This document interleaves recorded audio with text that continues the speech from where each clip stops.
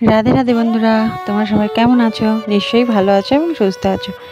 ত্রিপুরা সাদামাটা জীবনের নতুন একটা ব্লগে তোমাদের সকলকে স্বাগত জানাই। আজকে নিয়ে এসেছি, থাম্বনেলটা দেখেছো ঠিকই, জয় মা মনসাকে দেখেই আমার জীবনে ঘটে যাওয়া কিছু অলৌকিক ঘটনা মনে পড়ে গেল, তাই তোমাদের কাছে শেয়ার করছি। তোমাদের হয়তো মনে হবে এটা হয়তো বানানো, কিন্তু আমি নিজের কাছে নিজে রিলেট করেছি যে এটা আমার ক্ষেত্রে সত্যি। এবার তোমরা জাস্ট শুনো গল্পের আকারে, ঠিক আছে? তাই ঘুম থেকে সকালবেলা উঠেই মেয়ে আরম্ভ করেছে খেলনা দুষ্টুমি। আজকে তো ভোরবেলা উঠেছি, উঠে মেয়েকে স্কুলে পাঠিয়ে দিয়েছি। তারপরে দেখো যে রোজকার যে কাজ, এই আমাদের কাছে ফুল ফুটেছে, জামা কাপড় কিছু ছিল কেচে টেচে দিয়েতে এসেছি নাড়তে ছাদে, আর এই ফুলগুলো তুলে নিয়ে যাচ্ছি। আর তোমাদেরকে বলেছিলাম না একটা নীল জবা হবে, কিন্তু গাছটায় তো নীল জবা হয়নি। তারপর ওর বাবা আবার গেছিলো সেই দোকানদার কাকুর কাছে, গিয়ে এবার দেখে একটা ফুল নিয়ে এসেছে। তা সেটা নীল জবা হয়নি, ওটা বেগুনি কালারের জবা। তোমরা নিশ্চয়ই ছোট ছোট মিনি ব্লগে দেখেছো। যাই হোক, মা মনসার ছবি তো ইনস্টাগ্রাম, ফেসবুক আর ইউটিউব ভরে গেছে। তা আমার একটা স্মৃতি মনে পড়লো, তাই তোমাদের সঙ্গে শেয়ার করব। শুনতে থাকো তোমরা।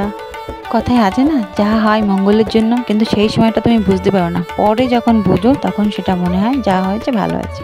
তা আমার জীবনের কিছু ঘটনা, বাপ ঠাকুর দ্বারা বাংলাদেশে।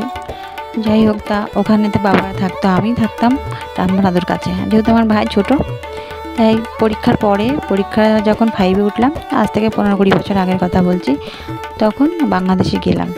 এবার বাংলাদেশে মার সাথে কী হচ্ছে না হচ্ছে জানি না, তো আগেকার জন্য লোকেরা যেমন মাকে না, যাই হোক বাবা টর্চার করতো। এমন এক সময় আসলো যে মা বললো আমরা তাহলে চল মামা বাড়ি, আমাদের যেহেতু ইন্ডিয়ায় মামা বাড়ি ছিল, মা ইন্ডিয়ায় মেয়ে ছিল, তা মামা বাড়ি চলে যাব। তারপরে আগের একটা ঘটনা বলি, যে আমাদের বাড়ি থেকে 2 মিনিটের মধ্যেই নদী। সেই নদীটাকে লোকে বলতো পদ্মা নদী, কিন্তু জানি না পদ্মা কিনা। কিন্তু বর্ষাকাল এমন কুল জলে ভর্তি। সেই সময় ভাইরা গেছে নদীতে স্নান করবে। আমি নদীতে নামতে জলে নামতে খুব ভয় পাই। আমি কানাই বসে আছি, বসে ভাবছি যে ভাইরা নদীতে ঝাঁপ দিয়ে ওপারে আমার একটা দাদুর বাড়ি আছে, সেখানে যাবে। তাই ভাবছি আমার ভাইয়ের যদি এখন সাপে টাপে কামড়ায়, তাহলে আমি কি নদীতে এসে বাঁচাতে পারবো? 2 হাত মুখে দিয়ে উবু হয়ে বসে ভাবছি।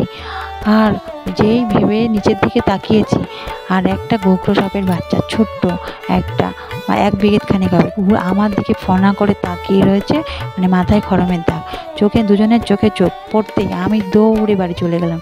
আর যেহেতু ছোটো মানুষ, বাড়ি কী জন্য গেছি সে ভুলে গেছি। যাক, ভাইরা পরে স্নান করে চলে এসেছিলো। তার কিছুদিনের মধ্যে 2-1 দিনের মধ্যেই আমাদের ওখান থেকে চলে আসতে হয়, আমি মা ভাই চলে আসতে হয় ইন্ডিয়াতে। আসার সময় আমার বাবা ভাইকে রেখে দিয়েছিল। যাই হোক, ইন্ডিয়াতে যেখানে দাদুর কাছে থাকতাম, সেখানে আমি স্কুলে বোঝাচ্ছি, মা থাকতো বাবার বাড়িতে, মামার বাড়িতে থাকতো। এবার একদিন হঠাৎ করে ঠাম্মা বলছে কি, তোর আমার একটা সাদা হাঁস ছিল, সেটা ডিম পাড়েনি। তা বলছে যে ওটা ঝুড়ি দিয়ে ডেকে রাখ, ওটা ডিম পারলে ছেড়ে দিস। এবার আমি বাচ্চা মানুষ খেলতে গেছি, গিয়ে স্কুলে যাব, তা স্নান করে স্কুলে যাবো। আমি চাই তাই এখনও কি হাঁসটা ওর মধ্যে আছে, তাহলে হাঁসটা ছেড়ে দিই। এবার ঠাম্মা কখন হাঁসটা ছেড়ে দিয়েছি তা তো জানি না। এবার যেই আমি হাঁসটাকে ঝুড়িটাকে উঁচু করেছি, আর দেখি কি সেই সাপের মতো সাপ, একদম একই রকম। আমি মনে করলাম কি ও কি সঙ্গে সঙ্গে আমাদের সঙ্গে এসেছে নাকি, ওইরকম ঘুরে আমার দিকে তাকিয়ে ফনা তুলে দাঁড়িয়েছে, আর মাথায় খড়মে দেখ। আমি এক ছুটে ওই বাড়ি চলে গেলাম। আমাদের এখানে 2টো বাড়ি, একটা পিসির বাড়ি, পিসিরা থাকতো, আর আমরা আমাদের বাড়িতেই থাকতাম। 2টোই বাড়ি, আমাদের বাড়ি, পিসিরা বাবার বাড়িতেই থাকতো। যাই হোক, গিয়ে তো ভুলে গেলাম। তারপরে তোমরা বিশ্বাস করবে না, আমার 2 দিনের মধ্যে আমার মা বললো যে মা শ্বশুরবাড়িতে আসবে না, আমরা একটু শহরের দিকে ভাড়া থাকবো, মেয়েকে নিয়ে যাব। আমার ওখান থেকে চলে আসতে। আমার জীবনে যতবার ওকে দেখা হয়েছে, আমার ততবার জায়গা চেঞ্জ হয়েছে। তারপর ভাড়া বাড়িতেই অনেক মায়ের কাছে কষ্টে সৃষ্টে বড় হওয়া, MA পাস করা, BA পাস করা, চাকরির জন্য অনেক চেষ্টা করেছি। ওই পাড়ার লোকের বেশি ছিল না, ঘরের লোকের থেকে, মেয়ে বিয়ে দেওয়া, এত বয়স হয়ে যাচ্ছে, কত বয়স হলো, এরকম বলতো।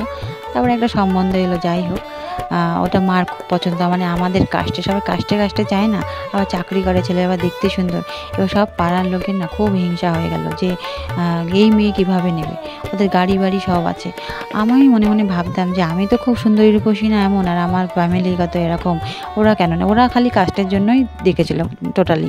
এবার আমার অত ইয়ে ছিল না। যাই হোক, আমার একটা টার্গেট ছিল জীবনে যদি একটু নিজের পায়ে দাঁড়াতে পারি। দেখ, রাত্রেবেলা আমি আবার ওই সাপটাকে স্বপ্ন দিলাম যে ও হুশ করে উঠে হাওয়ায় মিলিয়ে গেল। তারপরে আমি ভাবলাম তাহলে কি আমার ভেতরে বিয়ে হয়ে যাবে, না জায়গা চেঞ্জ হবে। আমি মনে মনে ভেবেছিলাম যে যতবারই ওকে দেখেছি, মানে পরে আমি রিলেট করেছি, তখন আমি যখন ধানকুনি থেকে চলে আসতাম দাদু ঠাম্মার কাছ থেকে, আমার খুব কষ্ট হয়েছিল যে ছোটোবেলা নিজের স্মৃতি আঁকড়ে, মানে খেলাধুলো করেছি বন্ধু বান্ধবী সবাই, মানে কী কষ্ট পেয়েছিলাম। আর নতুন স্কুল সব, আগে যে আমরা কোয়েট স্কুলে পড়তাম আমি, আর ওই গার্লস স্কুলে ভর্তি হয়েছি। ও গার্লস স্কুলের মেয়েরা কেমন প্রথম একটু কেমন হয় না, তারপরে তো বন্ধু হয়ে গেছিলো, খুব কষ্ট লাগতো, খুব কষ্ট। তারপর যাই হোক, সবাই মানে টোন কাটতে লাগতো আমাকে যে কেমন হলো না হলো, কিন্তু ওই সম্বন্ধটা হয়নি। তারপরে তো যখন হয়নি তখন অনেকে টোন কাটছে, বিশ্বের সুন্দরী এ না। আমি তখন ঠাকুরকে ডাকতাম, আমি যে ঠাকুর তুই যখন আমাকে দেখাই দিলি তা ভালো কিছু দে। যাই হোক, তারপরে আমরা ওই ভাড়া বাড়িতে যে বাড়িতে থাকতাম না, ওকে দেখার পরে আবার আমরা চেঞ্জ হলো, মানে জায়গা একই জায়গায় থেকেছি, মানে 2-3টে বাড়ি বদলে, মানে ওই জায়গাটা আমার চেঞ্জ হলো। এবারও একই ঘটনা ওকে দেখার পরে। তারপর শোনো কেন বলছি, শুধু জায়গা চেঞ্জের বদলে না, ও যতবারই দেখা দিয়েছে আমার ভালো হয়েছে। আমি যদি তখন 5-6 পড়ি, 5-এ উঠেছি, আমি যদি দাদু ঠাম্মার কাছে থাকতাম, দাদু ঠাম্মা তো বুড়ো মানুষ, মা যতটা আগলে রাখে, কিন্তু দাদু ঠাম্মা তো পারতো না, আমি খারাপ হয়ে যেতে পারতাম। 1 নম্বর চলে এসেছি মার কাছে। আর 2 নম্বর কথা, বাংলাদেশে যদি আমি থাকতাম তাহলে আমাকে, বাবা তো একটা সংসার আছে, ওই সংসারে আমাকে ঝিগিরি করতে হতো। আমার দেখা দিয়েছে মানে ভালোই হয়েছে। আর 3 নম্বর কথা, সম্বন্ধটা যেটা হলো না সেটা পরে খোঁজ নিয়ে, আমারও যখন লোকে টোন কাটতো না খুব খারাপ লাগতো। হ্যাঁ, তখন আমি খোঁজ নিয়ে দেখলাম ওই ছেলের বাড়ি গাড়ি যা দেখিয়েছে সব ওর কাকার, ওর বাবার কিচ্ছু নেই। আর ছেলে দিল্লিতে যে সরকারি চাকরি করে, ITI কলেজে বলেছিল, কিন্তু না, ও হোটেলে রান্না করে। তাহলে যা হয়েছে না মঙ্গলের জন্য, মনের লোকে টোন কাটলে কী হলো, আমার তো জীবনটা বেঁচে গেল, তাই না? যাই হোক, এটাই তাই বললাম, যা তখন কষ্ট হলেও মনে মনে ভাবি। আর এখন বড় ইচ্ছা, আমাকে যে ওই মা মনসাকে দেখে আমার মনে হতো আমার পেছনে যখন ভালোর জন্যই আছো তুমি, তাহলে আমি জীবনে যেটা চাই সেটা আমাকে একটু হেল্প করো, যাতে আমি এই শেষ বয়স করা, মানে আমার জীবনটা তো প্রায় কভার হয়ে গেছে কষ্টে দুঃখে। এখন মেয়েটাকে ভালোভাবে রাখতে পারলে, ভালো স্কুলে পড়াশুনো করিয়ে মানুষের মতো, মানে আমি যখন থাকবো না তখন ও যেন মানে নিজের পায়ে দাঁড়িয়ে নিজের সঙ্গে মানে সবার এই সমাজের সঙ্গে যুদ্ধ করে চলতে পারে, সেরকমভাবে ওকে তৈরি করে যেতে হবে। এই জন্যই আর কি এই ইউটিউবে আসা, যদি কিছু করতে পারি, এই আর কিছু না। তো এই হলো আমার জীবনে অলৌকিক ঘটনা। তা মা মনসার কাছে আমার একটাই আর্জি, অনেক মানে প্রার্থনা, মা আমার জীবনটাকে আমি যেমন চাই তেমন করে দিও বললে তো হবে না, যেটা আমার জন্য ভালো সেটা করো, যাতে আমি মেয়েটাকে সবার আশা যেতে পূর্ণ করছো, আমার আশাটাও পূর্ণ করো। জয় মা মনসা। আর দেখো, তোমাদের সাথে গল্প করতে করতে আজকে একটু মাটন রান্না হয়েছে, মেয়ে খাবে, তাই ওর ঠাম্মি রান্না করছে। আর ওইদিকে আমি কটা কচুরলতি ছিল, কচুরলতি বাছতে তো অনেক সময় লাগে, তা আমি বলছি কি তাহলে আমি ওই দিকে সব গুছিয়ে দিয়েছি ওনাকে, দিয়ে আমি কচুরলতিগুলো বেছে নিলাম। তারপরে ওই যে মাটন, আমার মেয়ে না একটা মজার কথা, যদি বলা হয় মাটন খাবি, হ্যাঁ খাবো, খাসি খাবি, না খাবি না, ও মাটন আর খাসির মধ্যে তফাৎ বোঝে না। যাই হোক, এটা হাসির কথা। আর রান্না হয়েছে একটু চাটনি, আমের চাটনি। এই দেখো, মাংসটা খুব সুন্দর লাগছে, তাই না? কালারটা ভালো এসেছে। তো আমার জীবনে অলৌকিক ঘটনা তোমাদেরকে শেয়ার করলাম। তোমরা সবাই কমেন্ট করো, জানিও। আর যেসব বন্ধুরা আমার প্রথম থেকে, তাদেরকে অনেক ধন্যবাদ আর এরকমভাবে সাপোর্ট করার জন্য। আর সবাই এত সুন্দর সুন্দর কমেন্ট করছো, মানে ইমোজি দিয়ে, খুব ভালো লাগছে। আর আমি তোমাদের পরিবারে সময় মতো ঠিক পৌঁছে যাব, তোমাদের চিন্তা করার কারণ নেই। আমি একটু সময় করেই পৌঁছাই, কিন্তু ঠিক পৌঁছে যাব। সবাই সুস্থ থেকো, ভালো থেকো, আর সবাইকে অনেক ভালোবাসা।